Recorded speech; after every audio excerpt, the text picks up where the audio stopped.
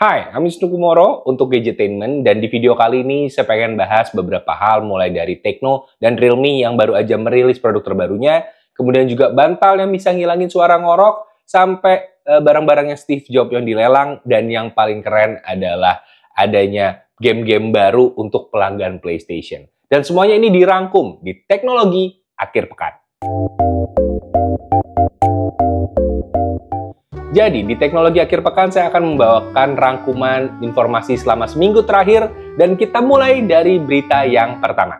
Jadi, Sony baru aja mengumumkan daftar game gratis untuk pelanggan layanan PlayStation Plus periode Agustus 2024. Ada 3 game gratis di PS4 dan PS5 yang bisa dinikmati, yaitu LEGO Star Wars The Skywalker Saga, Five Nights at Freddy's Security Breach, dan Ender Lilies Quest of the Nights.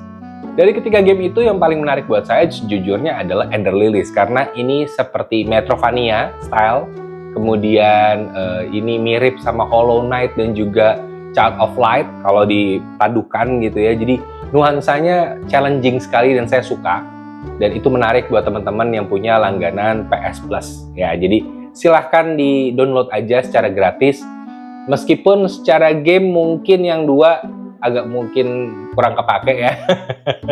Biasanya gitu kalau PlayStation ngasih game gratisan. Dari 3 game gratis, paling yang kepake cuma 1, biasanya gitu. Yang kedua tuh kayak buat nambahin koleksi aja gitu. Berita kedua, ada 2 brand yang baru aja merilis produk barunya di Indonesia. Yang pertama adalah Realme. Realme baru-baru ini merilis smartphone barunya, yaitu adalah Realme 13 4G yang menawarkan fitur andalannya, yaitu GT Mode. Dengan mengaktifkan GT Mode, pengguna dapat mengoptimalkan frame rate dan respon sentuhan, serta menonaktifkan notifikasi yang masuk untuk pengalaman bermain game yang lebih lancar. Smartphone ini dibekali chipset Qualcomm Snapdragon 685, dan ini bukan cuma cocok untuk main game, tapi juga dibekali kamera yang mumpuni berkat sensor Sony LYT600 OIS. Jadi bisa dibilang sebenarnya Realme 13 itu fokus ke game dan sedikit ke kamera. Meskipun saya yakin lebih banyak fokusnya ke game.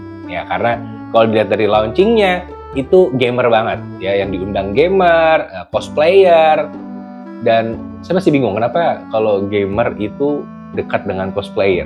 Itu kayak entah kenapa ya, padahal ya mungkin karakter game di cosplayin ya, mungkin ya gitu ya awal mulai dari kenapa dekat ya, tapi ya jatuhnya cuma iri aja sih, kenapa nggak dekat sama tech reviewer. Karena kemarin cosplayernya cakep lagi, Adeline. Waduh, pinter banget Realme milihnya.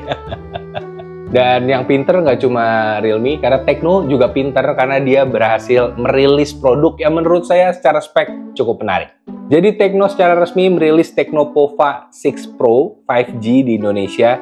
Tecno menghadirkan desain futuristik dengan garis asimetri yang disebut dengan Dynamic Tech Design, dan smartphone ini dibekali dengan chipset MediaTek Dimensity 6080 yang mendukung jaringan 5G dan juga baterai yang awet sebesar 6000 mAh, dan hanya tersedia satu pilihan RAM 12 GB dan storage 256 GB, dan dijual dengan harga Rp3.299.000. Dari sisi harga, ini harganya menarik, spek ya oke lah, cukup menarik. Paling dari sisi desain, ini balik lagi ke masalah selera. Kalau kalian suka, itu akan menarik sekali. Kalau kalian nggak suka, itu sangat tidak menarik sekali. Jadi, ini kayak pedang mata dua nih. Tecno entah kenapa membuat desain produk yang ya orang suka banget, atau yang nggak suka banget gitu. Jadi, ini nggak ada di tengah-tengahnya. Jadi, kalau kalian suka sama produk Tecno Pova, itu antara suka banget atau nggak suka banget. Kalau dari desain, ya. Kalau saya yang mana? Ya kalian tahu lah saya yang mana. Saya mah memilih buat netral sebisa mungkin, tapi ya gimana pun saya kayaknya kurang tertarik dengan desainnya Tecno Pova ya. Jadi ya saya memilih untuk yang ini. Oke, lanjut ya. Dan untuk berita berikutnya, ini saya lagi baca beritanya dan saya tergelitik sekali membacanya karena ini relate banget sama saya. Jadi ada sebuah bantal yang menggunakan AI dan dikatakan bisa menghentikan ngorok ya. Jadi ada kelompok startup teknologi asal Hong Kong namanya Huti memperkenalkan bantal AI bernama Huti AI Pillow. Dan bantal ini diklaim sebagai bantal anti ngorok yang dapat membantu menghentikan dengkuran saat tidur. Teknologi di bantal ini dapat mengumpulkan data secara real time terkait getaran dengkuran, detak jantung, dan juga pola pernapasan. Nantinya bantal AI ini bakal mengubah posisi kepala pengguna untuk menjaga saluran pernafasan tetap bersih dan dengkuran dapat dikurangi secara efektif. Well, ini menarik sekali karena saya sih nggak sadar saya ngorok atau enggak ya. Tapi teman-teman yang pernah tidur bareng saya, kayak saya pernah trip bareng gadget apa, bareng Mas Mobi, bareng yang lainnya. Katanya saya kalau kecapean tuh sering ngorok, kalau kecapean doang. Jadi saya cukup relate dengan hal ini. Dan ini kalau sampai ada, ini luar biasa sekali karena ini getaran dengkurannya diambil. Berarti kan bantalnya nyala terus getarannya diambil ya. Kan berarti deket tuh. Terus suaranya sampai aliran pernafasannya dipantau. Cuma satu kekhawatiran saya. Resiko iler. Karena kan itu cairan. Sedangkan ini saya lihat kayaknya sensornya di mana-mana. Kalau kena cairan rusak nggak ya? Kan nggak lucu. Ketika ini diklaim garansi, kebanyakan klaim garansinya adalah karena kena cairan.